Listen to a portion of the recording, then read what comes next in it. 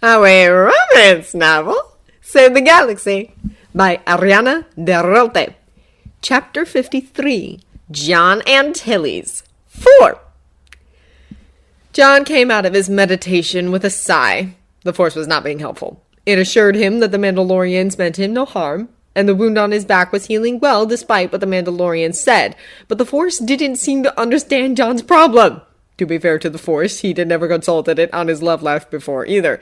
He hadn't exactly had time for leisure reading during his apprenticeship with a dark woman, so he really had no idea how a romance novel could have caused all this, or how to stop the Mandalorians from bothering him. All he knew is that he didn't want to date any of the ones in his fight club. His eyes came to rest on the picture of him stuck to the wall, and he shuddered.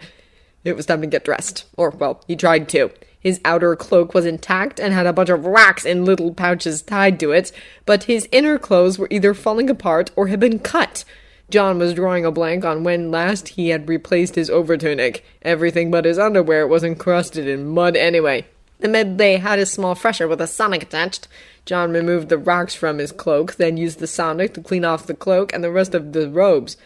Once that was done, he got in himself, being careful not to let the sonics hit the large Bacta patch on his back. He didn't want the scolding that was sure to happen if he messed up the Mandalorian medic's work. He wrapped up in his outer robe, feeling rather underdressed, and went to find the Mandalorian.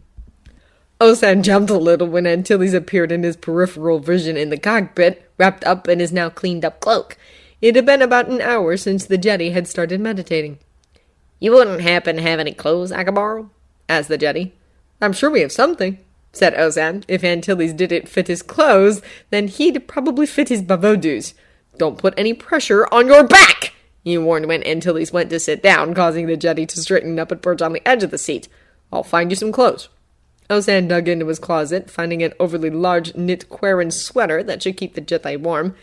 He didn't have any loose, long trousers for the man, so he raided his bavoodoo's room for some. He kept his eyes on the instruments in the cockpit when the Jedi simply dropped his robe and pulled on the clothes right then and there. He idly wondered if all Jedi were as unconcerned with public nudity as the Jedi from the book and John Antilles. "You want part of my fan club?" asked Antilles. Osan scoffed. "No. If I could get my elite to stop mooning over you, my life would be so much easier." "And you weren't romantically involved with anyone else?" "Weird question." "No. Keeping my family in one piece usually takes up my time." Antilles nodded. "Then I'll tell the fan club I'm dating you and they'll leave me alone." "Wait. What?" "What?"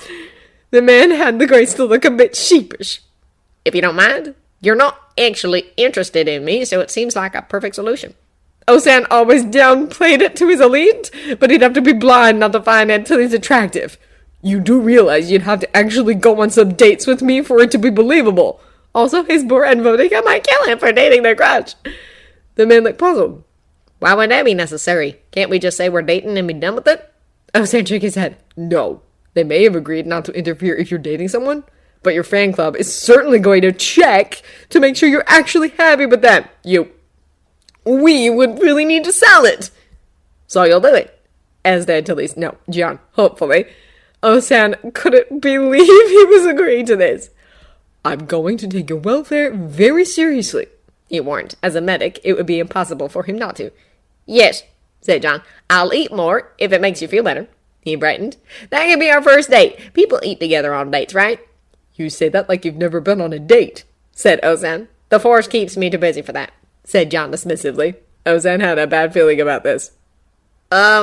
Ventured John after a long moment. "What's your name?"